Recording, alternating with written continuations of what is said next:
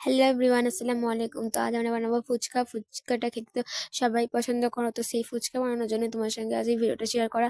তো mini kitchen যেহেতু আমাদের মিনি চুলোটা জ্বলছিল না, তাই আমি বড় চুলো জ্বালিয়ে মিনি কিচেনের ফুচকাটা ভাজা শুরু করেছি। তো এক এক করে আমরা অনেক করে ফুচকা ভেজে নিয়েছি পরস্পর করে। তো ফুচকাগুলো এতটা ভালোভাবে ফুলবে এটা তো ভাবিনি।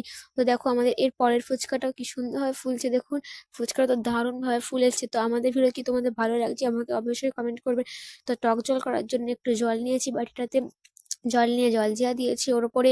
জলজিরা দেওয়ার পর একটু কাঁচা লঙ্কা দিয়েছিলাম যে নিচে লেগে আছে, ওপর আর দেখা যাচ্ছিল না। তারপরে আমরা দিয়েছি একটু ধনেপাতা কুচি ওপর থেকে দিয়ে দেওয়ার পরে একটু লেবুর রস দিয়েছি ভালোভাবে। লেবুর রসটা দিতে একটু ভালোই টেস্ট হয়। তো তারপর নাড়াচাড়া করেছি, করে আমরা এখানে আলু ভর্তার জন্য আলু নিয়েছি, আলুর উপরে নুন দিয়েছি, একটু নুন ধনেপাতা দিয়ে জলজিরা দিয়ে আলু ভর্তাটাকে মাখিয়েছি, মাখিয়ে ফুচকাটাকে ফাটিয়েছি। ফুচকাটা তো ফাটছিল না, অনেক ভাজা হয়ে গেছিলো। ফুচকাটা ফাটিয়ে আলু ভর্তাটা ভিতরে দিয়ে তারপর টক জলটা যখন দিলাম তো উঠছিলই না, জলটা এতটাই ভরে গেছিলো। তো এরকম ফুচকাটা অনেক সুন্দর হয়েছিল। আপনাদের ভিডিও ভালো লাগলে লাইক শেয়ার সাবস্ক্রাইব